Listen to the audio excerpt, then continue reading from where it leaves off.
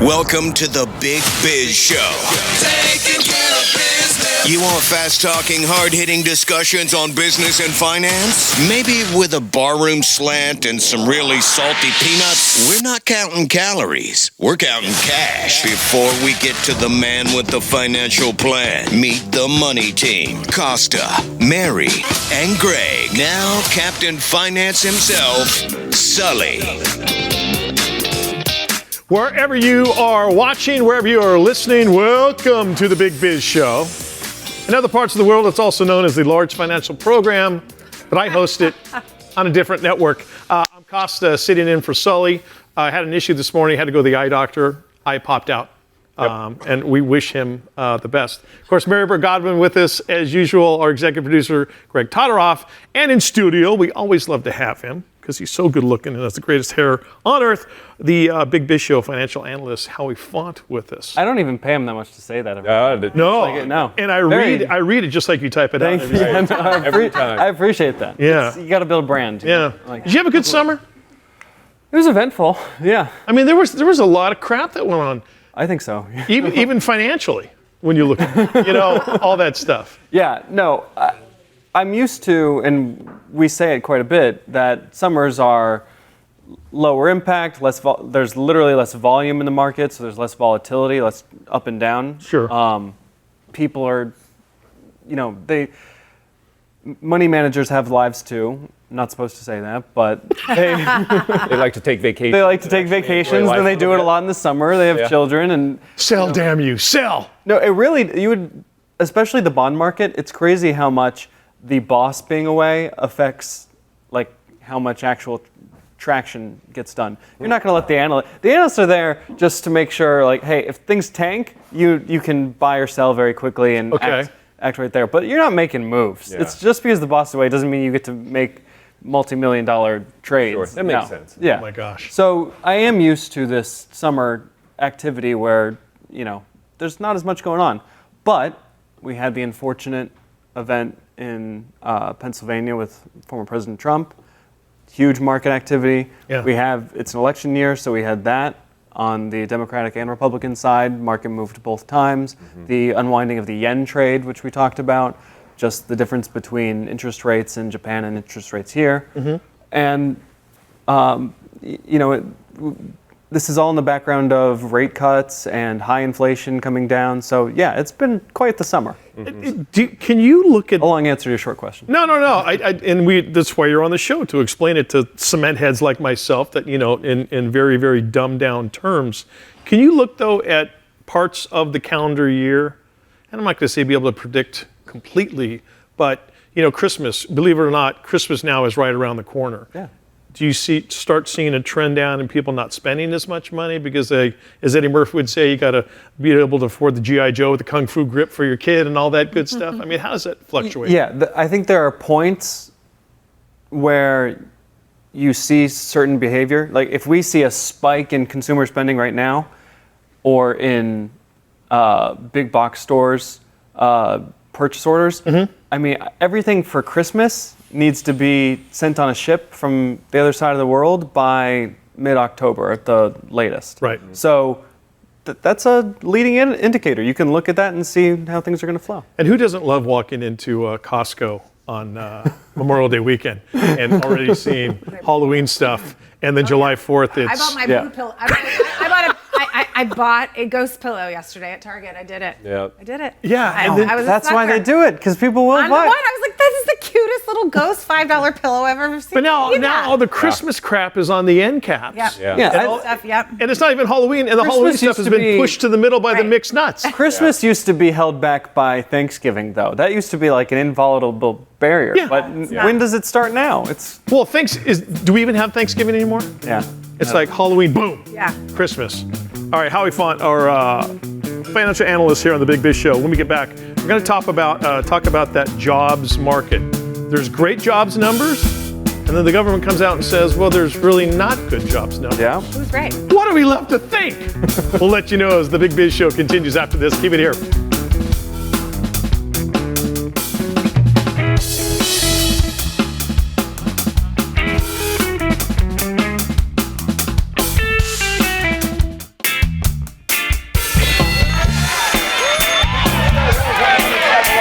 100 studios. What you're seeing right now is the best in the business. That is the Day Trader Trio, otherwise known as the DTT. Or as Greg Conrad likes to call them, the Greg Kinnear Band. I am Costa. Marybird Godwin is at the bar, as well as our executive producer, Greg Todoroff. I love when somebody is so cocksure that they're right, and then they say, oh, that's right, you're right. Yeah. It's all right. It's all right. That's not the romantic. I did have some How arrogance. could you possibly think I did have that's some the arrogance romantic? behind that. Usually I'm pretty good at music trivia, but Well, but that's with in that particular. That's when you have a beverage in your hand. It's early in the morning. Vitamin T. I miss my vitamin T. Kirk Huntsman is in, of course, CEO of Vivos, Vivos.com. Changed the entire studio's life. All set. Absolutely. If you've not heard Kirk and his team, you certainly will, because there's a documentary, as we call Bizumentary, coming out here very shortly, that'll air on Biz TV, also on Bloomberg, over the next 9 months to talk about, and it's not just about Vivos, it's about obstructive sleep apnea. Yep. And you guys just happen to be the stars because you're changing the world on it. Yeah. For the people who haven't seen you, and I'm surprised if anyone in our audience hasn't, give a quick overview of what you guys are up to. Okay, so obstructive sleep apnea is this pervasive epidemic that's going on that very few people are even aware of or talking about, but it afflicts 1 billion people here on planet Earth. So 1 out of 8 people And walking most around. people don't know about it. And most people don't realize they have it because we sleep through it, right? So what we get are all the downstream effects of it. So we now know that sleep apnea is a contributing factor, if not the primary causal factor behind cardiovascular disease and cancer and fibromyalgia. All the chronic conditions that plague modern men and women is being traced right back to obstructive sleep apnea. So this is a major health issue. We now have this new administration, in place that is Make America Healthy Again. Yep. And their attack on chronic disease is really a big focal point of what they want to try to do. Because if we can tackle the chronic disease, we can tackle the exorbitant costs that this country is experiencing in healthcare. And the non-productivity as a result of it. Oh, exactly. Somebody said the other day, $4 trillion. Oh.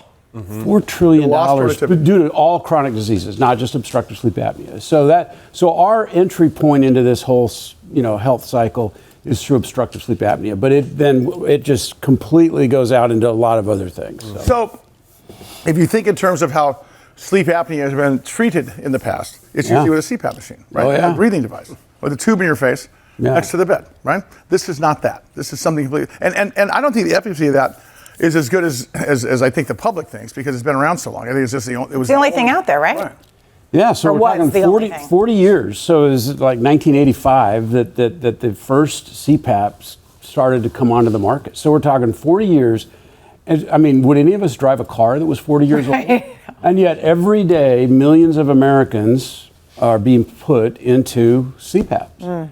And we're schlepping them around on airplanes and on holidays and to parties and whatever because we are afraid we're not going to wake up in the morning if we don't have our CPAP. And so it's just, we now have an alternative. That's the Vivo, if you want to say, what is Vivos' message to the world? Get tested. They sleep tested, right? Sleep tested. Which now you can do at home. You can do it at right? home. Yeah. It's a ring on a finger and a Bluetooth connection to your phone. You did that, right, Mike? I did. You I did it too. Yeah. I did it too. Yeah. Well, I'm just sitting here complaining that I'm tired and all this stuff, and he's looking at me like, Well, but- maybe you need to come see us. But what's interesting, I find, it's the tired thing. You're sure you're tired, but the aha moment is when you talk to their staff and you realize all this other stuff that you're complaining about or is happening to you, or whatever, could all come back to this hub of the wheel, so to speak, exactly. of all of your medical issues or your emotional issues or lack in weight loss or even things that come down to behavioral. Oh, yeah. With children. Depression, anxiety. It all come down to this sleep apnea. And what I've learned about this is it comes down to this breathing way that goes from here to here. It's this long. And your body will contort itself any way it can without you knowing it, much like roots of a tree going around a boulder or around a Volkswagen to continue feeding itself into the door. Your body will contort, and you don't know it's contorting, but they want to keep that airline open. Right. Hence, here comes Mike I've not slept since '72. So it's an oral device. Talk about your experience, Mike. So the process, maybe you talked about the sleeping test, wearing the ring, and going to see my dentist, oral surgeon, Dr. Perps. She is the one who got fantastic, me. by the way. Absolutely fantastic. Have you heard of concierge medicine? Yeah. It's when you feel like you're checking into a hotel. Yeah. And this is that place. Right. And I think a lot of places, I think every high-digit dermatology place looks like that. This is what this practice is like in the dental world. Right. You're just not a number on some file. Anyhow. She walked me through the whole process. She did the X-rays, the tests, the whatnot. She helped me administered the sleep test. She measured my mouth. She got all these incredible pictures, et cetera, et cetera. And I thought that I was going to have to do like, a mouth mold, sit there for like 5 minutes with plaster. Come into the sleep center, Mike. There's 12 people you don't know that you'll be sleeping with today. And I said, okay, so when do I do the mold? She goes, mouth mold. She goes, no, we send these 3D pictures to Vivos. They are going to manufacture your device, and they will send it back to me. But you don't have to put the gooey gunk and sit there Nothing. like you did. And then you go back to the office, and she hands you this beautiful box, and you take everything out. I thought it was going to be an iPad. Unboxing. No, and then you get this little case here with your 2 oral devices. What? Hold one up for us. It's like a little retainer, Wow. and you pop it in your mouth at night, and it has been incredible. And I am not paid by Vivos. I am not a spokesman for Vivos. I am just telling you the truth. Anybody who's watching this show. What's it been, 2 weeks now? About 2 weeks, and I have to. I'll let you behind the green curtain a little bit. My wife suffered a stroke a couple weeks ago, and in the process of getting her back to healthy, back to 100%, sleep, deep sleep, is one of the most important things. And Kirk and Vivos, I honestly believe, came into my life at the right time for this reason, because now I can sleep with her in the bed. I need to be there with her. I'm not in the guest room. You mean you're not forced to the guest room? I'm not forced to the guest room or the couch, and I'm not Relegated. I'm not replaced by a Labrador Retriever like I used to be, and I am not keeping her awake. I am sleeping more sound because now, I'm not snoring. Now, Kurt. So weekly, he's going to take a key. Yes. And basically modify how that fits in his mouth, not his teeth, but how the palate works and how everything around it, to sort of expand his airway. Is that about right? Yeah, so what we discovered with Mike, like most patients, is that Mike's airway is inadequate and it's prone to collapse. And what we're trying to do is redevelop his airway so that it's open and what we call patent, which means it's not prone to collapse. And that takes a little bit of time. Probably you'll be doing this for about 9 months, maybe a year. Yep. You got to be compliant with this, right? So, you got to do it. 100%. You got to do it. Now, hopefully you haven't had any discomfort and any and your body's adjusting to it, so you're starting. I forget it's there. Yeah. And your adjustments aren't painful. That's what I was going to ask, because when I wore a retainer when I was young, it was like every time you it's not like when an orthodontist would tighten the wires and stuff. And maybe it's because my mind is on other things, obviously. Right. I forget it's there. I wake up in the morning and I'll go, I got to take this out. And, and I pop it in around 7:30, and I wear it all the way through the night and take it out when I get up. Are you already sleeping better? Oh my God. Really? Just like that? Again. Are you dreaming? Let me ask you a question. Have you like started a banshee? Are you dreaming? Thank you. My wife says, "Hey, Mr. Rem." She goes, "You're all over the place. You're kicking. You're doing this. You're that type of thing." And I'm, hey, blame Vivos. Don't blame me. So we're going to have Dr. Bahar here in just a second to kind of walk us through the mechanics, because there's more to this than just the oral device. There's potentially other practitioners that need to reconnoiter yourself, because your twisted root structure to try to keep this thing open needs to come back. And we saw these photographs of Shaquille O'Neal, where you guys use very rudimentary geometrical shapes. So let's assume an upside down triangle represents from here to here. Yeah. Well, he looked like a Jenga at first. There he is, right there. Oh, yeah. And he didn't know it. He didn't realize it. But after having the treatment, after some time between doing Vivos and the other practitioners. Do we know if Mike's going to be in that position or not yet, where he has to do it, or will time tell? I think we're off to a good start with what Mike's doing. Mike's case, first of all, every case is going to be different. Yeah. So obviously a 7'2" human is going to present with a little different profile than Mike or any of the rest of us. And so every one of us has a little bit different thing. And so and that's why there's potentially several different types of clinicians that will have involvement in each case, but not all of them in every case.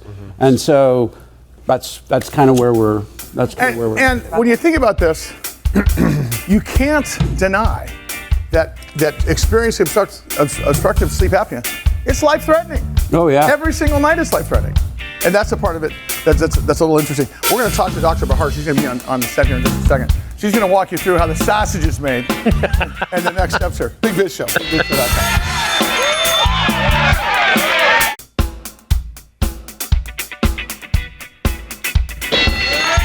In over 175 countries and all the ships at sea on the American Forces Network. Always a great shout out to the brave men and women of our United States Armed Forces for what you do, what you've done for us. Big Biz Show rolls on inside the Lock 100 studios. Sitting here at the bar, Costa, Maribel Godwin, our executive producer, is Greg Tylerov, Sully, and some very, very special, life-changing guests with us back in studio. Well, we've got Kirk Huntsman, but I want you to make the introduction to Dr. Bahar, because she is your chief. She's basically the boss over there. She's the boss here too. Yeah. So look, Dr. Bahar, over the course of the last few years, has become one of the preeminent sleep specialists in the world. Now she knows. That's part of her demo, by the way. Part of her demo. It's part of her demo. Oh, this is. Yes. This is my demo. Yeah. And so she has. I was about to yell at my crew.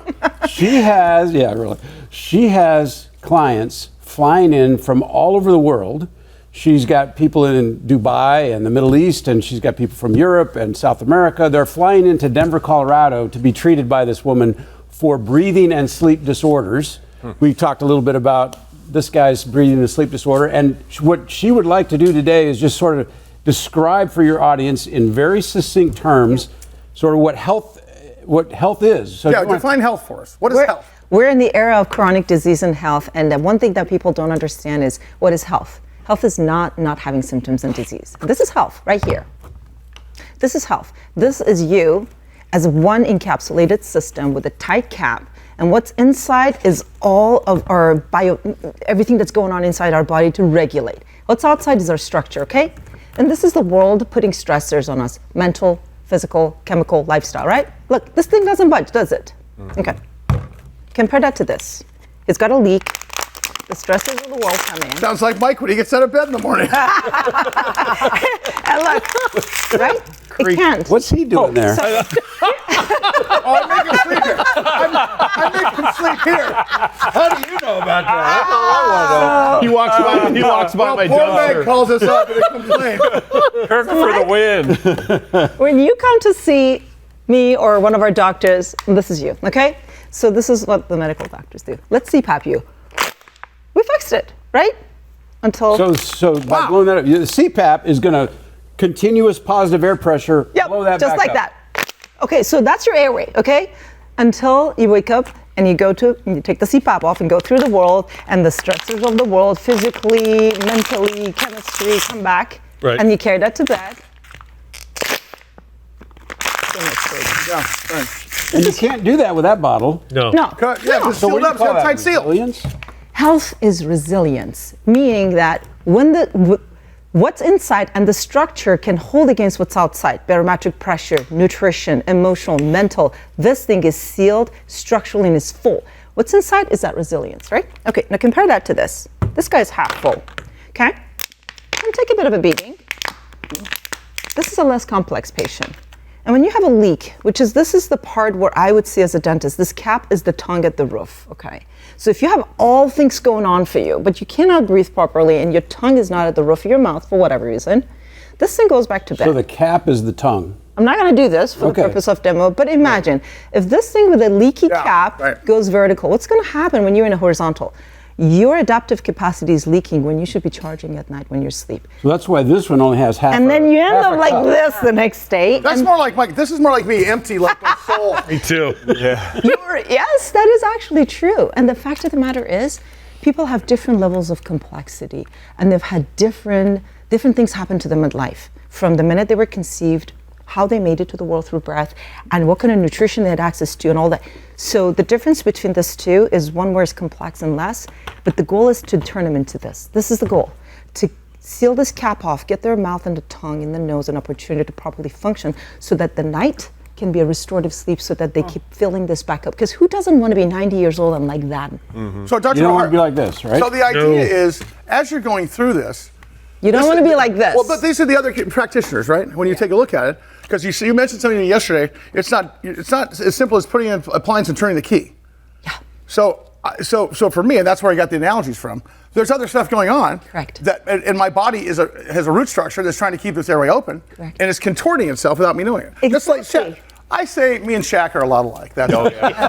I can attest to that. Actually, no. He's a little bit less hyper than you. Yeah, boy. Said the hyper doctor. Exactly. The clock calling the kettle black. I could hold his attention about 10 seconds more than you, so I can attest. So from here, Yeah. here or here, Right. to here. So here's the thing. So here's the structure. Like I said, this is the But talk orthopedic. about the journey. Yeah, what's the journey? Yeah, the journey. How are we going to go When from that to that? Exactly. When I look at this, the first thing is this structure is contorted. Like this is the forward head posture. Okay. So, well, obviously this structure is not holding this person right in this bottle. And when you go into bed, now you have to attain this compromised position to continue keeping that airway from collapsing, that pretzel, right? So what happens is when I see this patient, my goal is to first get their structure right so they can hold that water. And what's underneath and the way they supported their head on top of that base, they assume those compensations. So I asked this question yesterday. So the airway thing isn't the issue. I said, is this why my arms go numb when I go to sleep? Oh yeah. Yes.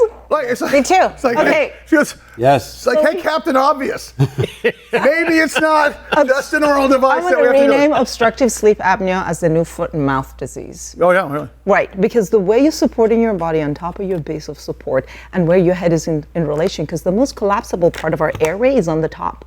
It's our neck. And the orientation of our neck to our feet is suffices to do three things. Make sure that we can breathe, balance ourselves when we're standing on 2 feet, and our head doesn't fall forward. Meaning we have to support all of those things.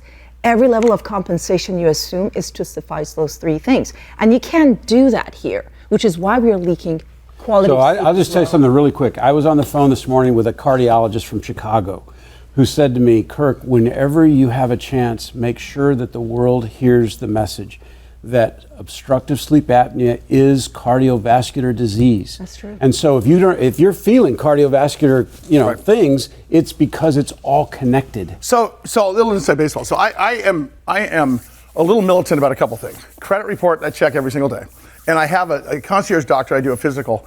It's a 3-day physical I do every 9 months, and this is it's everything that you can imagine. That started about 6 years ago, and he does everything from he'll be able to say, and the last thing he said to me is, you have a 10% chance of an incident in the next 20 years. Let's find out why. And it was a pretty simple issue. So the funny part is, so I would call him up and I would say, I got to go see a back surgeon because it is a painful, like it's a nerve thing. It's got to be a nerve thing. Because I can't get out of this unless I sit up straight. There's nothing I can do sometimes. And then what came to life was I had 3 serious surf injuries in my life, and I lost 3 teeth out of it in the back. Had to get them extracted.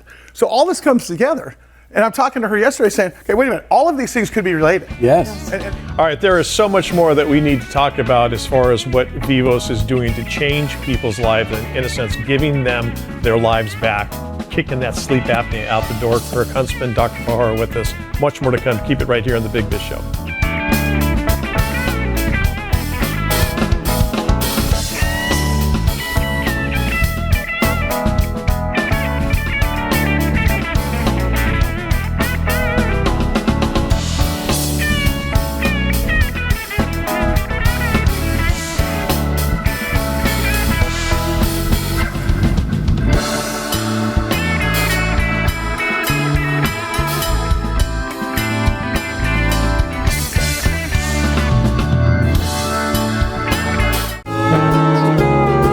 Loft 100 Studios, The Big Biz Show, and our affiliates and our hosts are not registered investment advisors or broker-dealers.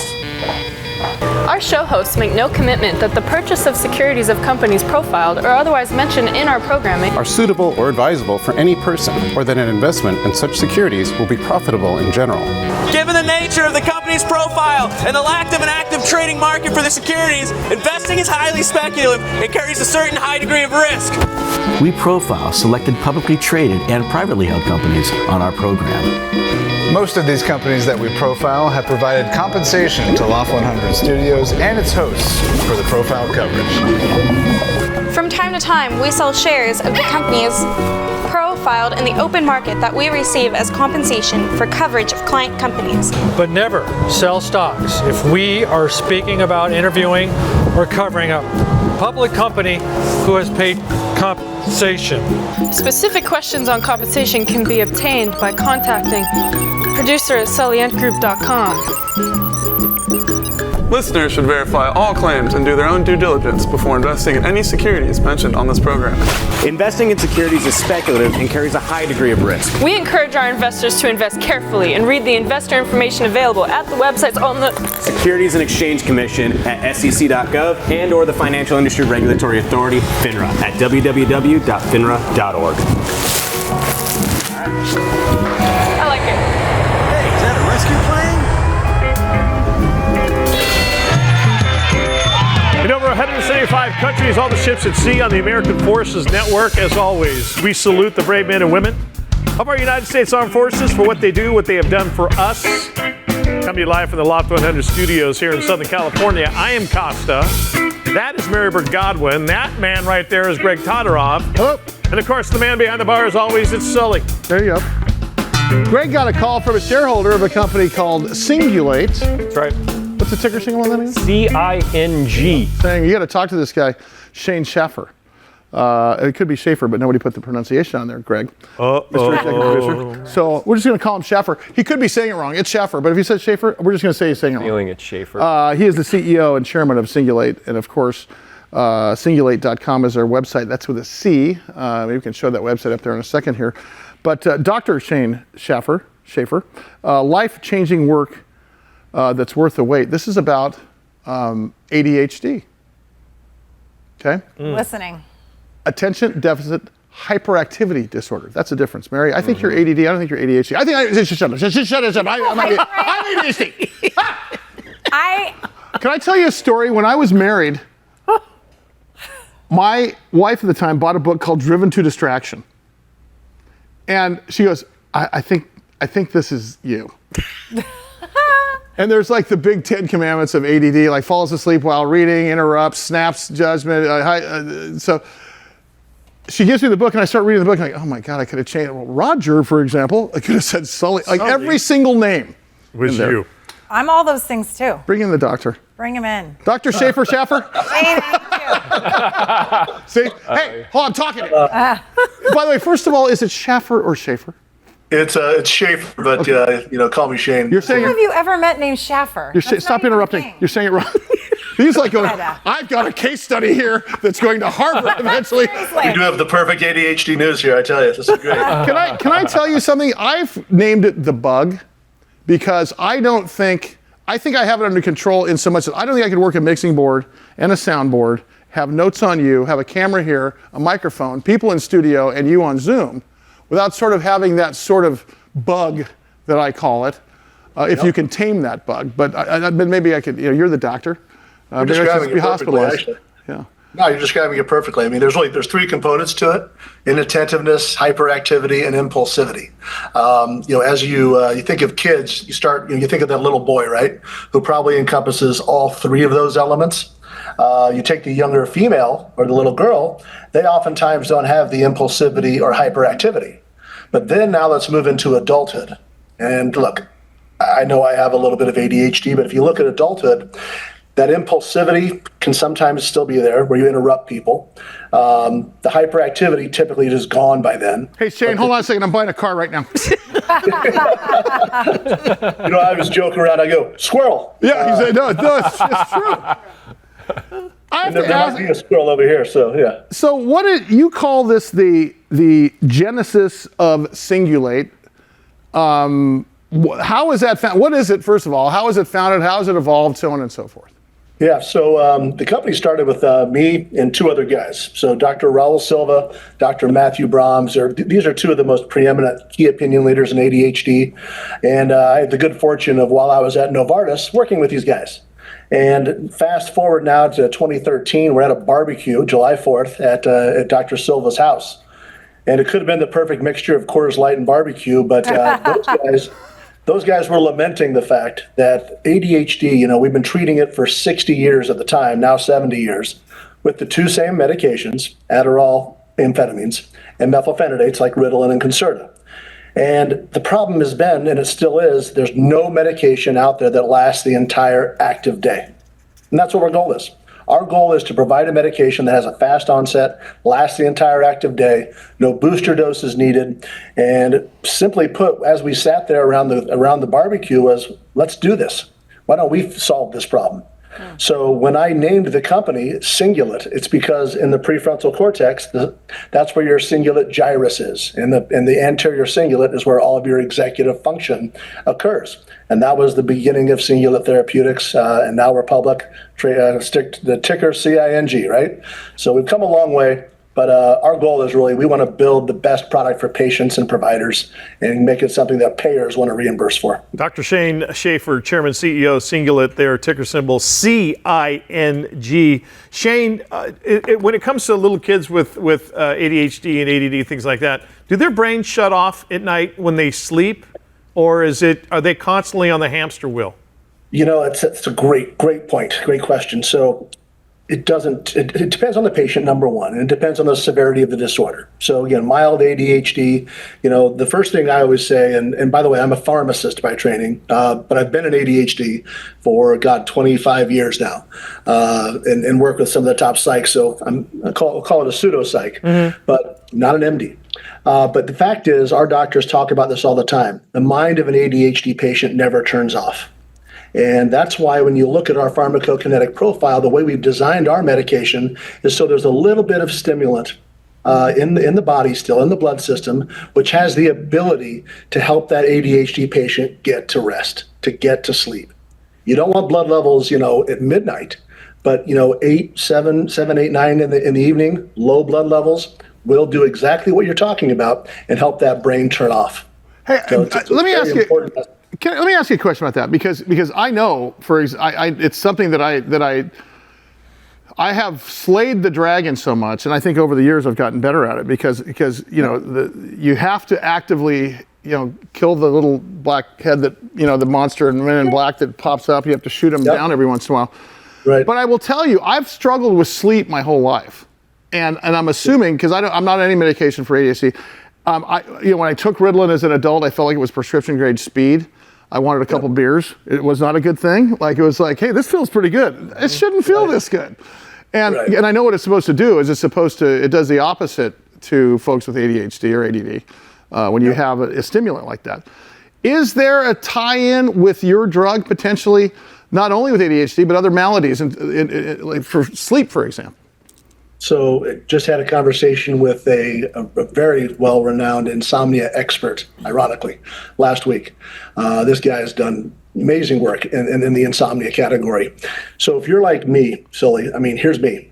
I can get to sleep okay. Me too. But 1 o'clock, 2 o'clock, boom, I'm up. I got to turn on Frasier or, embarrassingly, Matlock or something.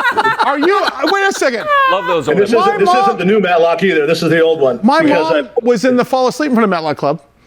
And by the way, me and Mike and Greg, no, not Greg, me and Mike, by 11 o'clock we're on our second pee. So 1 o'clock. This is why Bloomberg doesn't put us on prime time.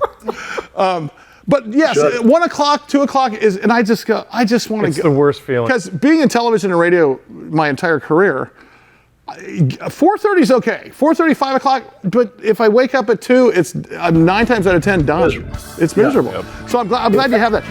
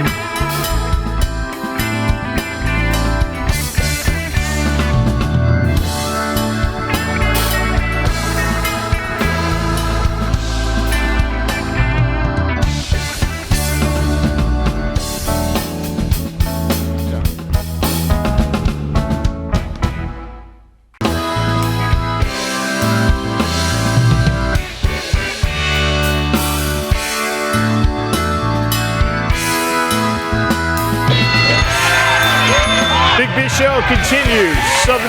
Southern California, Loft 100 Studios. Hope everyone's having a great day. Thanks for being along for this crazy ride. Costa, Marybird Godwin, Greg Todorov, our executive producer, and of course, Sully.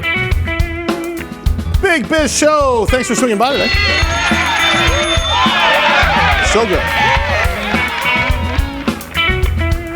Let's talk to Eric Dresselhuys, CEO of S Inc. GWH is their stock symbol. GWH had a huge announcement in Australia this week, and I wanted to unpack that because, again, talking about long duration energy storage, it's safe, and of course, this chimes into an election that's coming up. It chimes into many states of the union where we are in California here. I know many of you are watching television in other countries and listening to us in other states and cities as well. But boy, it's top of the news, and the importance of long duration energy storage is sort of a game changer in terms of our pocketbooks going forward. But first, let me give you Eric Dresselhuys. Eric, welcome back. Let's talk about this Australia announcement. Unpack that for us, if you would. Yeah, I mean, it's a big deal. It's a big deal for ESS, and I think a big deal for the industry. What happened was, we have a partner that we work with in Australia, a company called ESI, and they were given a $65 million investment by the state government of Queensland, Australia.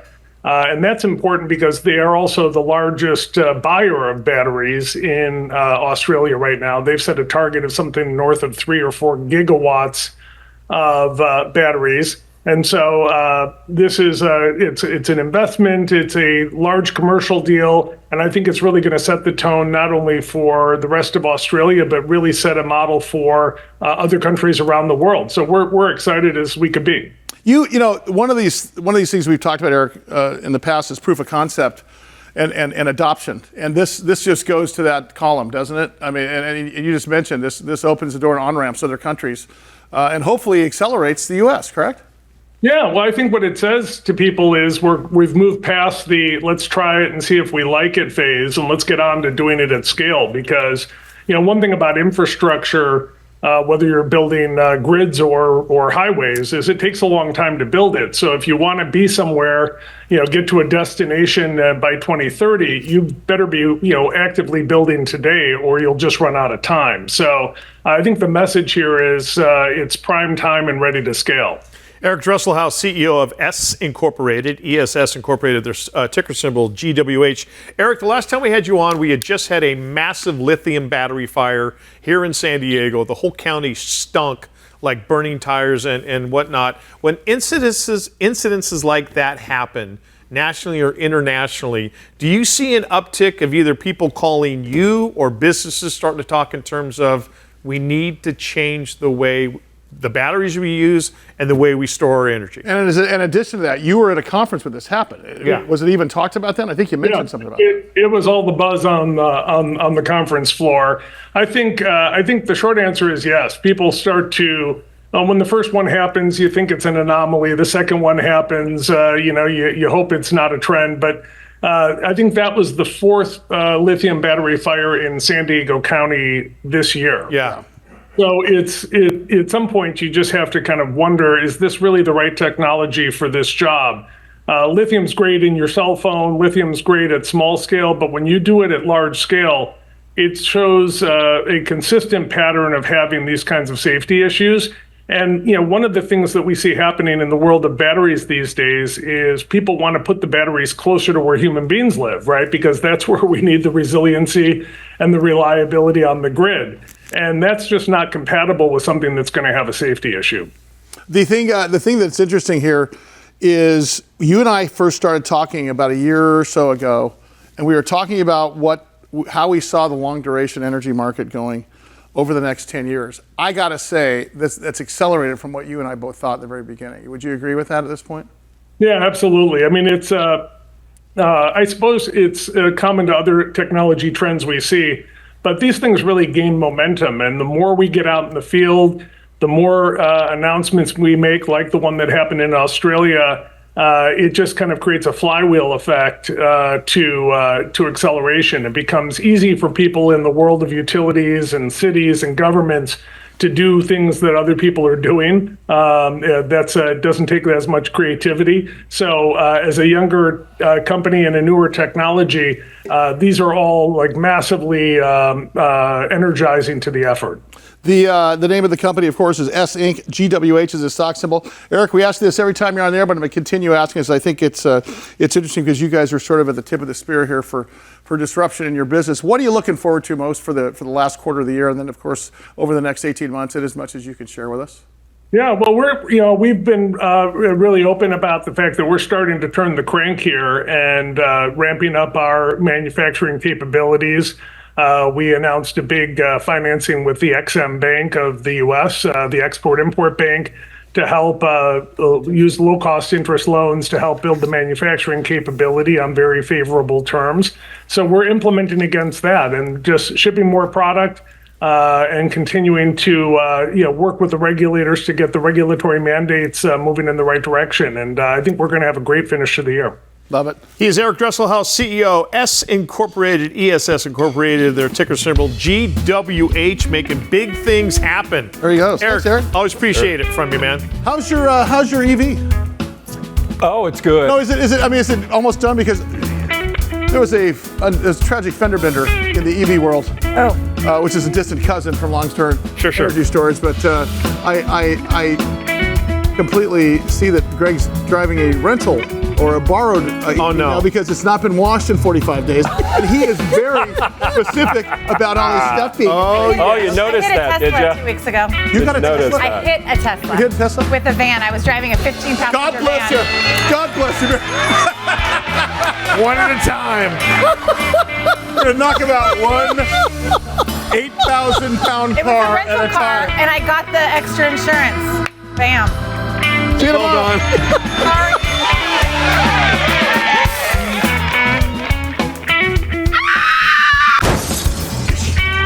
I did.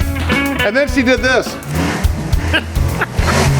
I'm out of here. I wrote a note. Troika is a brand consulting, creative design, and content group that holds the view that brands are a company's most valuable asset and that the most enduring brands forge strong emotional bonds with audiences and supporters.